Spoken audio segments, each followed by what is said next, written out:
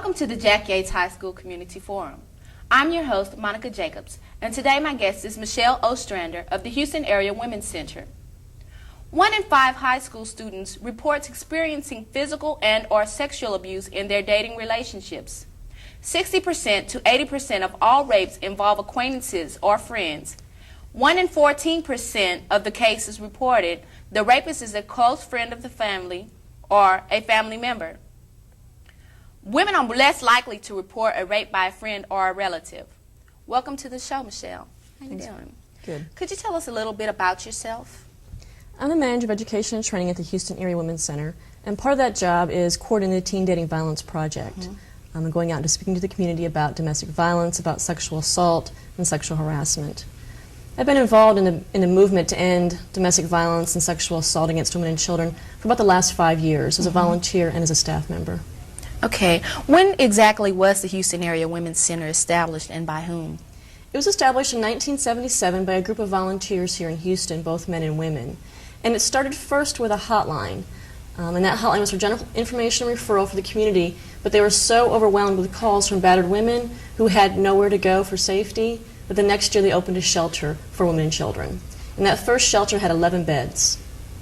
Okay. How did you become the manager of education at the center?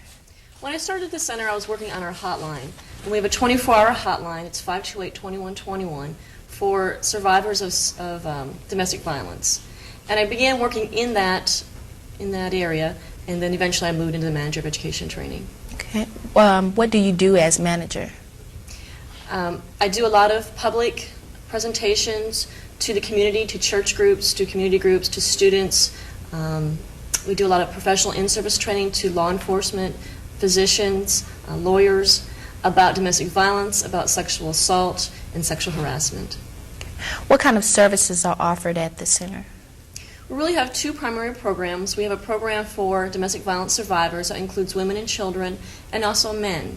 We have a shelter that provides safe refuge for 45 women and children. They can stay there up to 60 days. In addition to that, we have a non-residential counseling program. And that's a program where we have individual and group counseling for the survivors. We have support groups for adult females, for their children. We have a support group for teen girls who are battered by their boyfriends.